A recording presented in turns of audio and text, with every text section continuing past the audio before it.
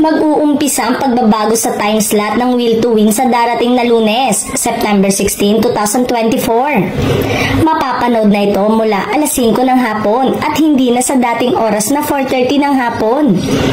Inanunsyo ni Willie Revillame ang bagong oras ng pagsisimula ng kanyang game show at public service program sa TV5 nitong Biyernes. Starting Monday po, 5 PM na tayo magsisimula dahil wala na tayong sakurera. Kasi ang gusto nyo, lumabas na agad ako ng alas 5. Sama-sama agad tayo kaya tuloy-tuloy na po ang saya, sabi ni Willie.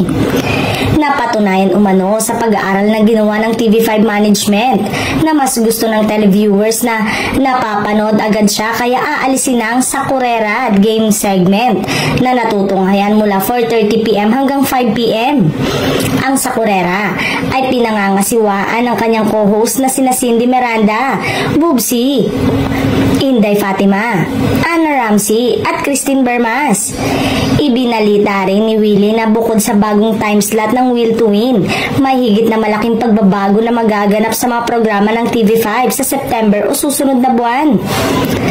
Ayon kay Willie, marami rin kaming sorpresa at regalo this coming Pasko.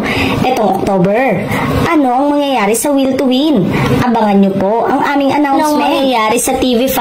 Marami pong bago. Abangan nyo po lahat yan dahil importante ito para sa inyo. Muling namudmod si Willie ng mga jacket itong Biyernes pero pinili niyang bigyan ng matatandang babae ang mga lola. Nagalak ang mga tumanggap ng jacket nang malaman nilang may mga pera na nakalagay sa bulsa. Ayon kay Willie, maagang pamasko niya ito para sa mga senior citizen na nagsasadya sa studio ng kanyang programa sa Novaliches, Quezon City.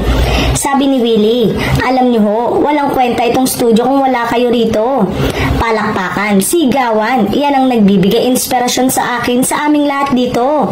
Aanhin mo ang studio na to kung wala namang nagmamahal sa programang ito.